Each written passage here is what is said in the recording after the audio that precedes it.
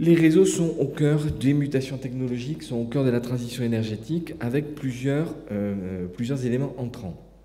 Les renouvelables, je vous l'ai dit ce matin avec le chiffre qui est derrière moi, et qui va aller bien entendu au-delà, puisque je vous rappelle que le projet de loi fixe comme objectif global de porter les renouvelables en 2030 à 32% d'énergie en termes de consommation brute d'énergie et à 40% en termes d'électricité. On est en consommation brute d'énergie aujourd'hui à 13,7%. Donc vous voyez que ça suppose un saut, et ça veut dire que le réseau de distribution qui accueille à 95% les énergies renouvelables dans ce pays, les énergies territoriales, décentralisées, on peut les appeler de différentes manières, va être extrêmement sollicité. Alors, ces sollicitations, elles s'adressent au réseau en termes financiers. J'ai essayé, avant d'arriver ici, d'avoir le chiffrage. Entre 2002 et 2012, le coût d'investissement par ERDF lié au renforcement des réseaux de distribution en lien avec les renouvelables, c'est 981 millions d'euros. Les acteurs, les fournisseurs, les entreprises comme Solaire Direct ou d'autres ont payé 2 tiers de cette facture, mais 1 tiers a été assuré par la collectivité. Et donc ça m'amène à ce qu'on se pose une question. L'argent qui est mis par la collectivité au titre des dépenses que ERDF engage, il vaut mieux peut-être qu'on le flèche vers la localisation des ENR la plus pertinente, performante du point de vue de la collectivité. C'est-à-dire qu'en gros, pour l'instant, il y a une règle, qui est une règle normale, qui est l'obligation de raccordement de tout acteur qui arrive.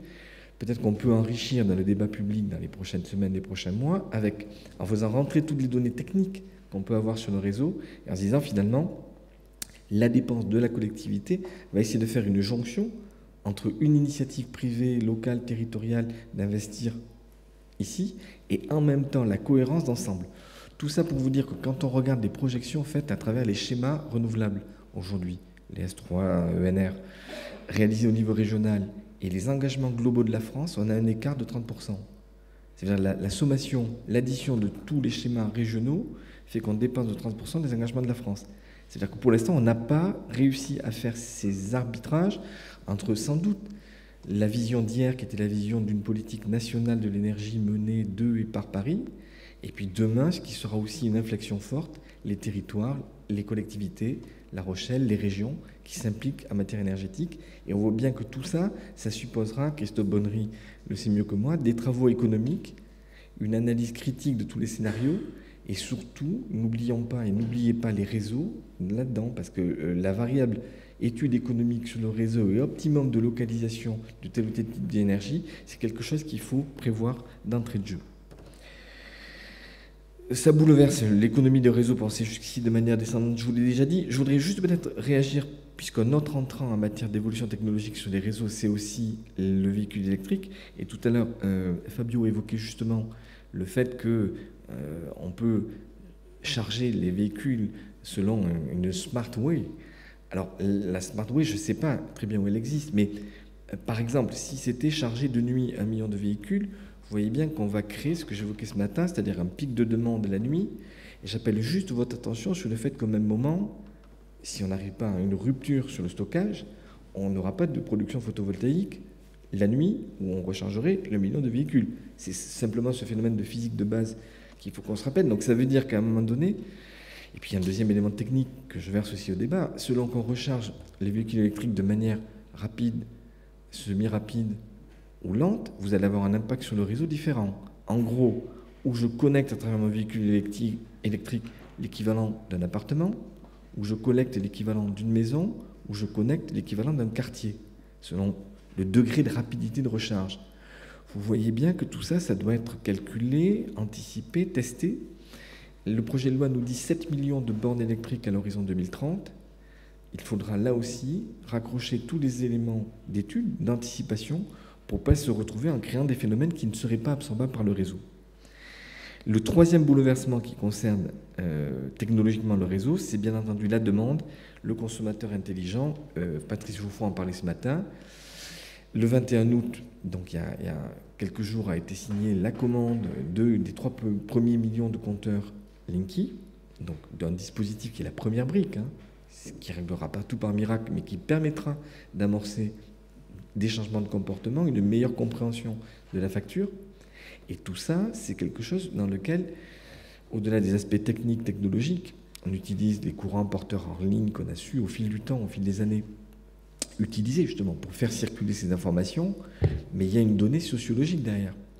Comment les gens vont rentrer dans ce changement?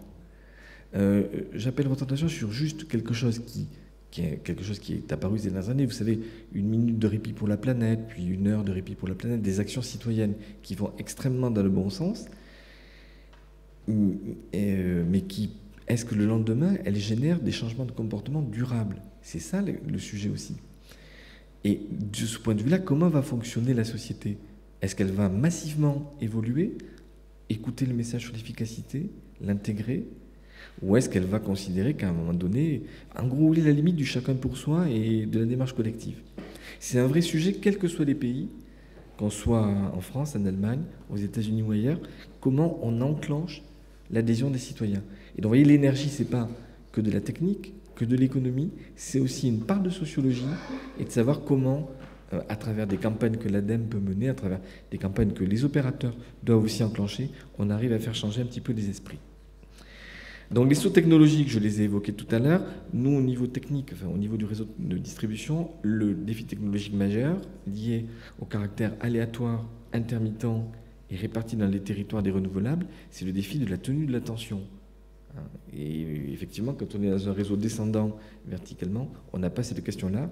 Quand tantôt il y a beaucoup d'injections, tantôt il y a beaucoup de soutirage, parce qu'il n'y a pas de production, la tension sur ce réseau-là est un petit peu plus sollicitée. Il y a 2 chantiers que je cite là, sur lesquels on est très investi aujourd'hui. Alors il y a une grande démarche qui s'appelle Réseau électrique intelligent. C'est un plan que le président de la République et Arnaud Montebourg, à l'époque, avait lancé, c'était il y a quelques mois.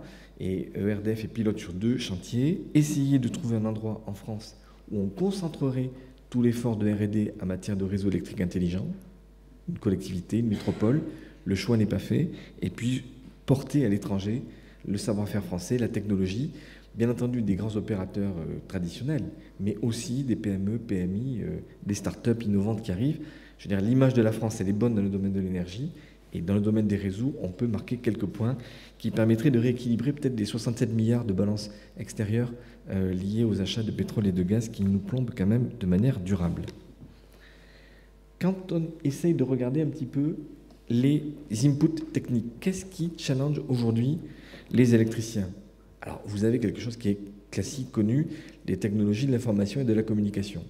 Donc aujourd'hui, le mariage digital-énergie, M. Rifkin, donc tout ce qui a été expliqué depuis de nombreuses années. Avec un bémol dans l'expression smart grid. Les réseaux, par construction, ils manient beaucoup d'intelligence déjà. Et donc on ne va pas passer d'un seul coup d'un seul, par un effet miracle communicant, d'un système qui était complètement bêta à un système futé. Donc les migrations, les mutations se font, mais sur du temps long, elles ont déjà été engagées. Donc les innovations déjà à isopérimètre, elles ont été faites dans les dernières décennies. Donc les électriciens se sont adaptés. Et trop souvent, on renvoie l'image d'une sorte de révélation qui arriverait à l'opinion. Bienvenue l'ère des smart grids.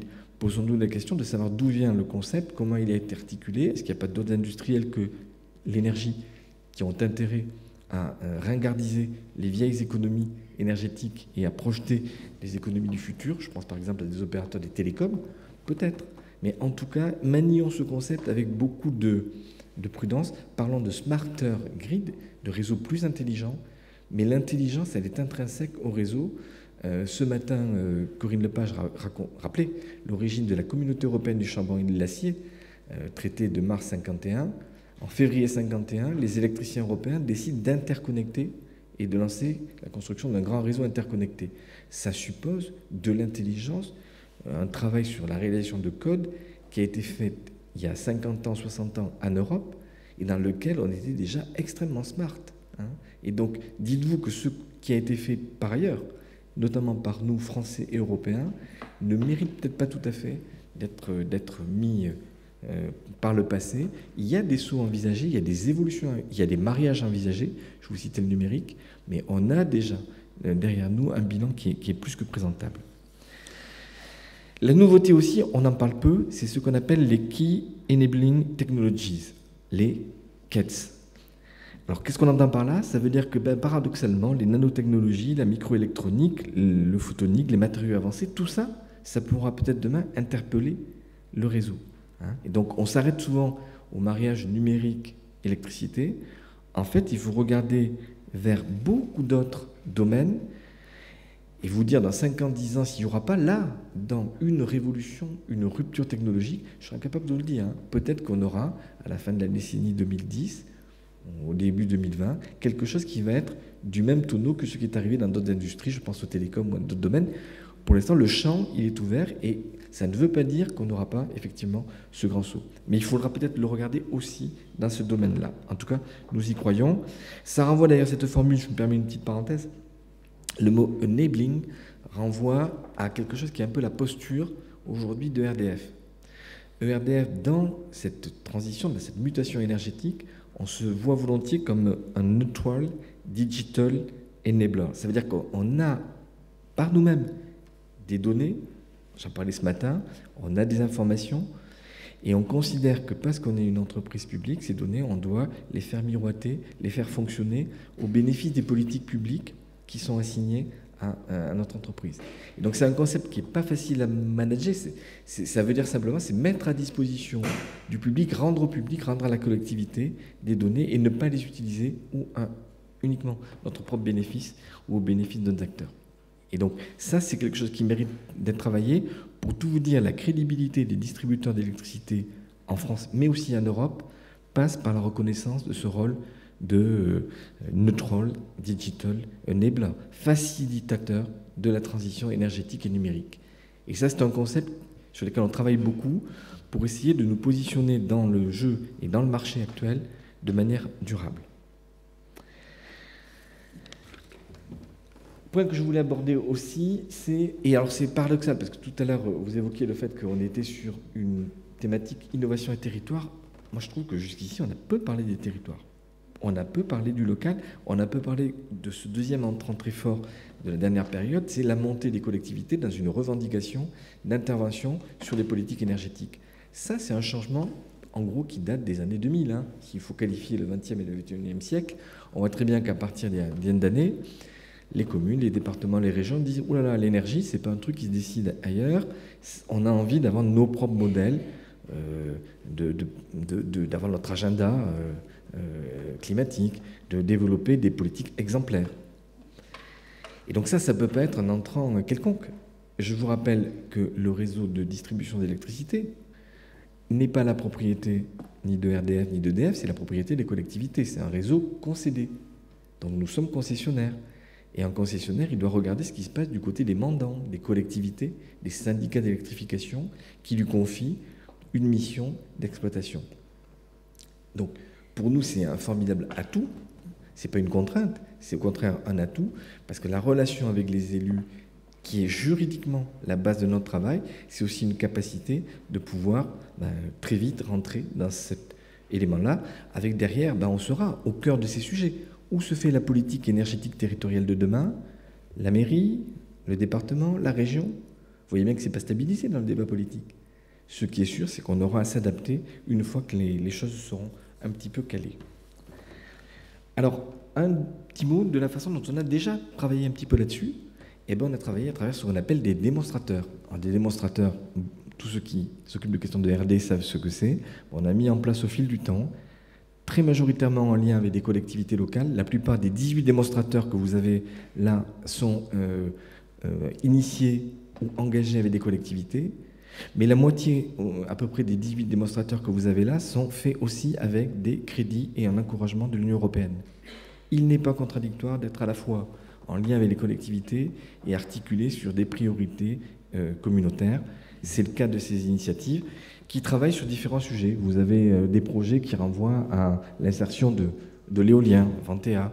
Vous avez un projet qui renvoie aux véhicules électriques, InfiniDrive.